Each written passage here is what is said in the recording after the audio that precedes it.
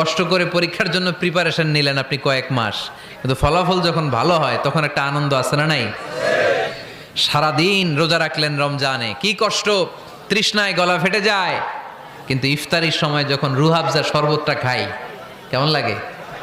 একটা আনন্দ আছে না নাই? এজন্য আল্লাহ বললেন فَإِنَّ مَعَ الْعُسْرِ يُسْرًا إِنَّ مَعَ الْعُسْرِ يُسْرًا। ও নবী, কষ্টের দিন মক্কায় অল্প কিছু দিন, মদিনাতে আনন্দের দিন অপেক্ষা করছে। আমাদের জীবনে যদি দুঃখ কষ্ট আসে আমরা ধৈর্য ধরবো, তাওয়াক্কুল করবো একজনের উপর, তিনি কে?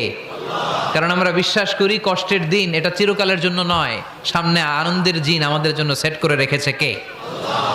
তাহলে আমরা সূরাতুল ইনশিরাহ থেকে 3টা নেয়ামতের বর্ণনা শুনলাম, বিশ্বনবীকে কি সান্ত্বনা দেয়া হলো সেটা শুনলাম। এবার 2টা গাইডলাইন শুনে তাফসীর আমরা শেষ